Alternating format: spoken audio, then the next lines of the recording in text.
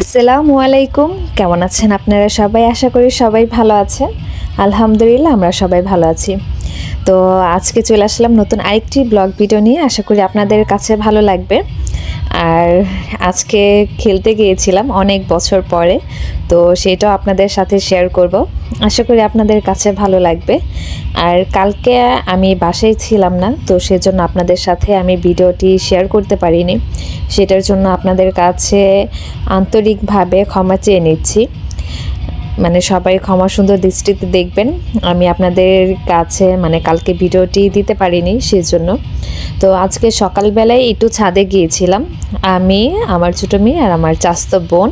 তো তিনজনে মিলে ছাদের মধ্যে একটু হাঁটাহাঁটি করছিলাম। আর সকালবেলা কিন্তু ছাদে গিয়ে খুবই ভালো লাগে, সুন্দর একটা মুহূর্ত থাকে। রোদটা এত মিষ্টি থাকে, মনে হয় যে গায়েই লাগে না। আর যাই হোক, আজকের ভয়েসে হয়তো বা আপনারা পিছন থেকে একটু শব্দ শুনতে পাচ্ছেন, তো সেটার জন্য ক্ষমা চেয়ে নিচ্ছি। কোথাও বাড়ির আশেপাশে বিয়ের অনুষ্ঠান হচ্ছে, তো সেজন্য একটু মিউজিক হচ্ছে লাউডে, তো সেটার একটু প্রবলেম হতে পারে।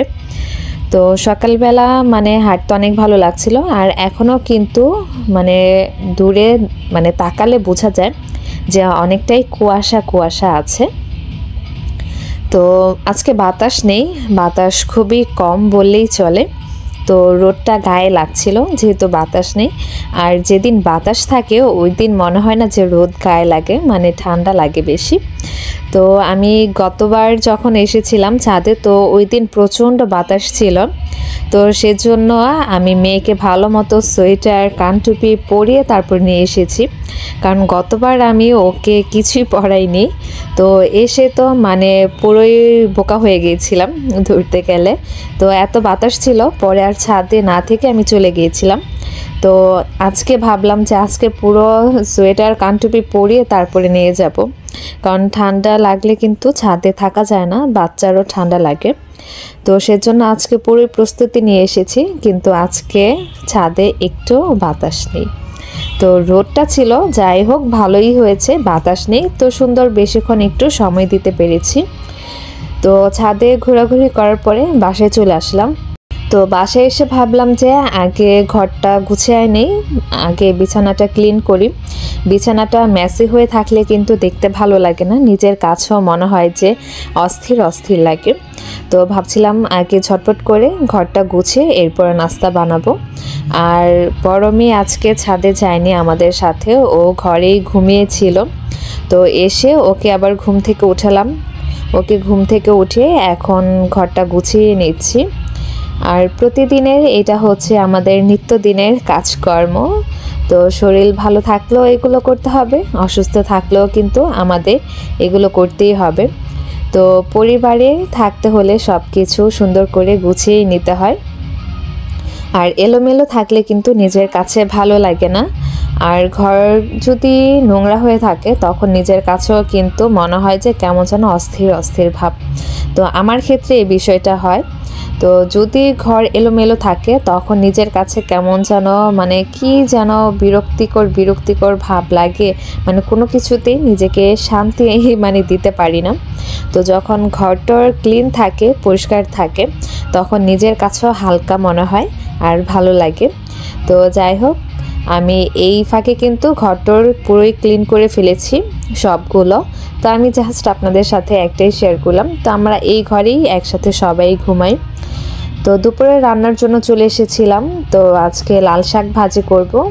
তো লাল শাকটা আমি সুন্দর করে কেটে তারপরে পরিষ্কার করে নিয়েছি। তো এখন আমি একটু ধুয়ে নিয়েছি। তো আমি 2-3 বার ধুয়ে নেব, যে পর্যন্ত ময়লাটা পরিষ্কার না হয় সে পর্যন্ত। আর লাল শাকটা কিন্তু এই শীতের দিনে খেতে মজা লাগে। গরমের দিনে শীতের যে কোনো সবজি পাওয়া যায় না কেন, এখন কিন্তু 12 মাসেই শীতের সবজি পাওয়া যায়, কিন্তু শীতের সবজি শীতেই খেতে মজা লাগে। বিশেষ করে যেরকম ধরেন লাল শাক, তারপরে লাউটা কিন্তু গরমের সিজনে মজা লাগে না, কেমন যেন লাগে। তারপর লাল শাকটা কালারটা সুন্দর হয় না। তো সেজন্য আমার মনে হয় শীতের সিজনেই খাওয়াটা সবচেয়ে ভালো, গরমের সিজনে না খাওয়ার চাইতে। তো আমি ধুয়ে পরিষ্কার করে আমি ছোট ছোট করে কেটে নিয়েছি। এখন আমি একটু পেঁয়াজ, কাঁচামরিচ আর একটু লবণ দিয়ে এখন একটু সেদ্ধ করে নেব। এরপরে আমি রসুন, শুকনো মরিচ দিয়ে পেঁয়াজ দিয়ে বাগার দিয়ে নেব। তো বাগার দেওয়া হয়ে গেছে, আমি আর ওই ভিডিওটা আর নিচ্ছি না। তো অনেক দিন ধরেই মিষ্টি কুমড়ের মানে ভাজা খেতে ইচ্ছে করছিল, তো একটু বড় সাইজের এনেছিল। তো দেখা যায় একটু বড় সাইজের আনলে 2-3 দিন করা যায়। তো আজকে ভাবলাম যে মানে দুপুরে খাওয়ার জন্য 2-3 পিস একটু ভেজে নিই। আর আমার হাজব্যান্ড এত একটা খেতে চায় না, উনি বেশি একটা পছন্দ করে না। তো আমার একাই ধরতে গেলে খেতে হয়। আমার বড় মেয়ে দেখা যায় ভাজিটা করলে সেটা একটু বেশি পছন্দ করে, তো ভাজলে দেখা যায় বললে 1 পিস একটু খাই এরকমই।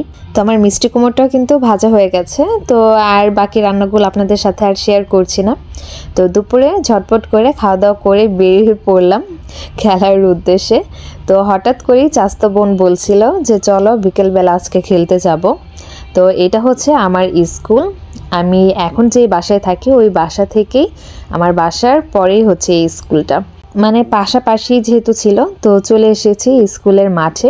তো বিকাল টাইমে যেহেতু স্কুল বন্ধ থাকে, তো দারোয়ান আঙ্কেল যেহেতু থাকে, তো দেখা যায় সুন্দর ইজিলিভাবেই আসা যায়।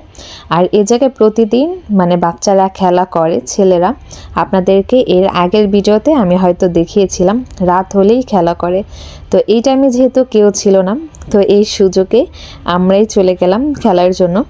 আর আমার বাচ্চাও মানে আমার সাথে সাথেই ছিল। আর খেলে আসার পরে এখন তো আর হাতের ব্যথায় হাত নাড়াতে পারছি না, যেহেতু অনেক বছর পর, প্রায় 7 বছর হয়ে গেছে। তো যাই হোক, আজকের এই ভিডিওটা এই পর্যন্তই ছিল। সবাই ভালো থাকবেন, সুস্থ থাকবেন। আসসালামু আলাইকুম।